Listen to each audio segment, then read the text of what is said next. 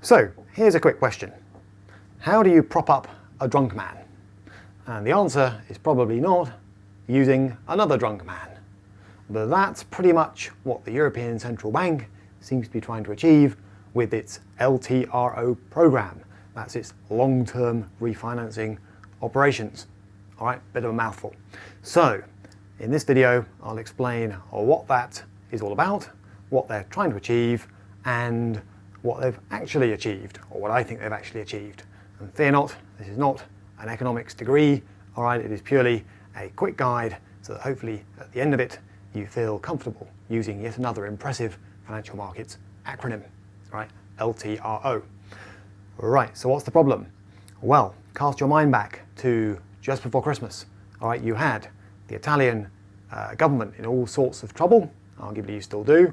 All right, Italian bond yields, which I explain in another video by the way, shooting through the roof as investors panicked that Italy might be heading for insolvency.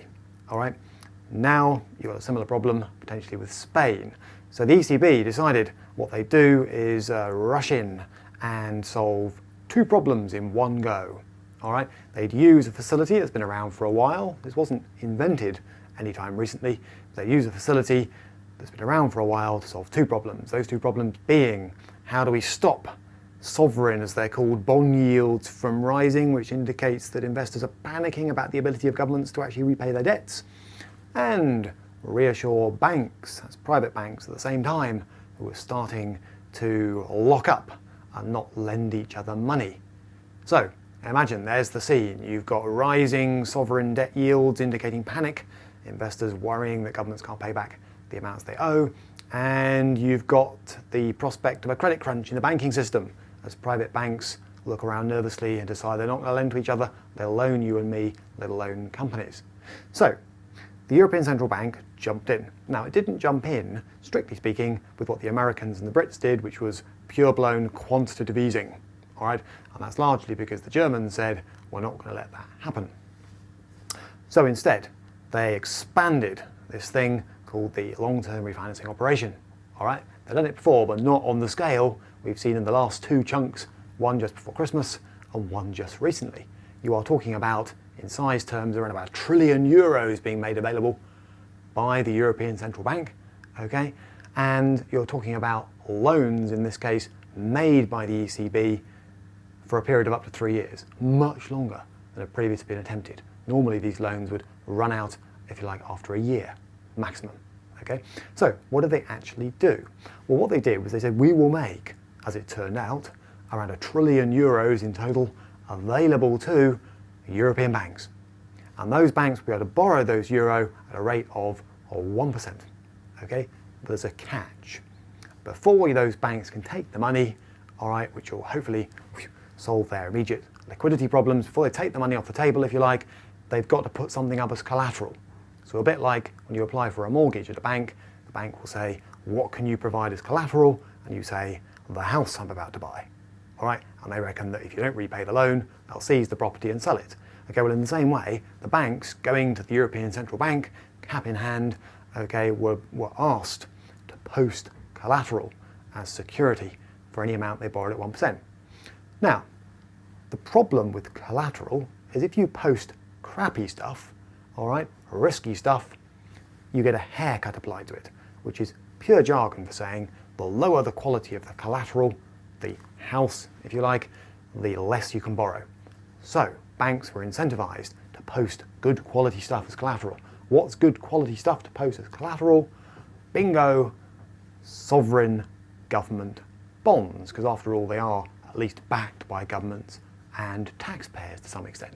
Okay, so here's the impact.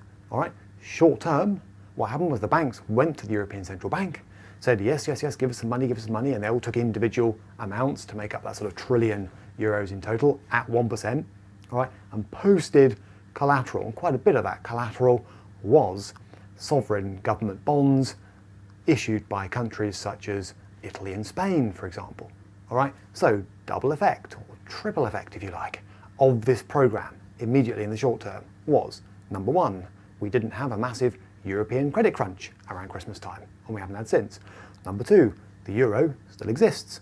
People are actually worried it might collapse without somebody intervening pretty much big style when they did. Number 3, stock markets rose because investors went, hurrah, the world is saved. All right.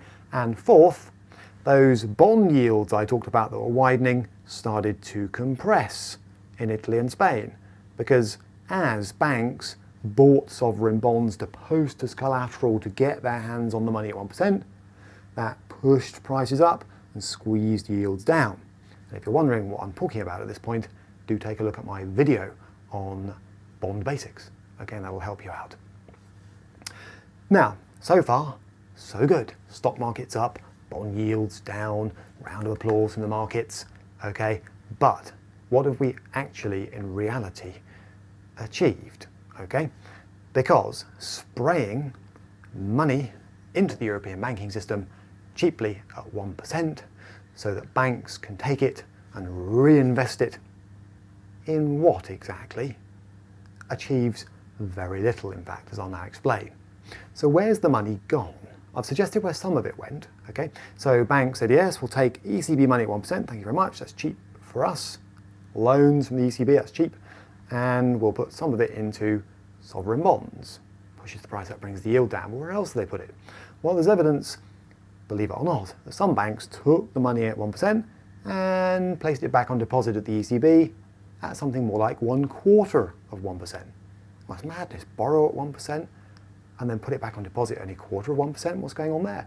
Well, banks, so worried, European banks, about their short-term liquidity, their ability to repay their own commercial loans to third parties, they were prepared, okay, to put ECB money back on deposit almost as an immediate liquidity safety net. Okay, and that in itself is rather worrying. The fact that banks are prepared to borrow 1% from a really safe source and put the funds back on deposit at a lower rate, okay, tells you how much trouble some of those banks were and still are in.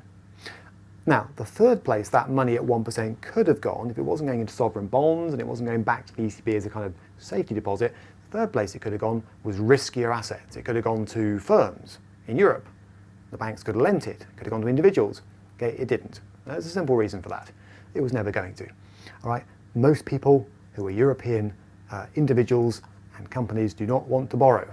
They've borrowed plenty. They want to do the opposite. They want to repay loans. Okay? So one thing the ECB's move did not do was splash lots of new money into the European economy. It went straight into the banks. Okay? And some of it, ironically, found its way back to the ECB.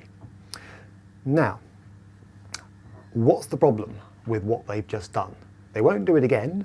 It's highly unlikely. The ECB have pretty much ruled out any more long-term refinancing operations. We've had kind of 2 big tranches. Won't be another one. Okay, so what have they actually achieved? Very, very good question. Okay, effectively, what this has done is to bring indebted governments and indebted banks even closer together. My 2 drunks that I mentioned at the start of the video being tied together so they can totter on until one or both of them collapses. All right, so this hasn't saved the euro in anything other than a very short-term sense. And arguably it's quite a dangerous move because it has brought banks that are in trouble and sovereign governments that are in trouble even closer together through the mechanism, okay, of the sovereign debt market. All right, so arguably you've solved a short-term problem, but you've created a bigger medium-term one. Okay, and next, what underlying problem, which investors are panicking about, has that actually solved? The answer is it hasn't. Okay, the only way for Europe to get out of its current mess isn't for the ECB to spray liquidity around. That may have just averted a short-term problem. Okay, we need growth in Europe and we need austerity measures to kick in. Now you might say those 2 things are kind of opposites, but we need European governments to cut back, okay, and we also need growth in Europe. And you know, part of the problem with spraying this money around Europe is it may give European governments a kind of breather. 1 or 2 of them may be thinking, well, we can sort of back off for the old austerity because that's not popular with our people, because we've got ECB funding on the way, all right, in the form of these measures such as the long-term refinancing operation. And my final question is this: how's that money going to be repaid?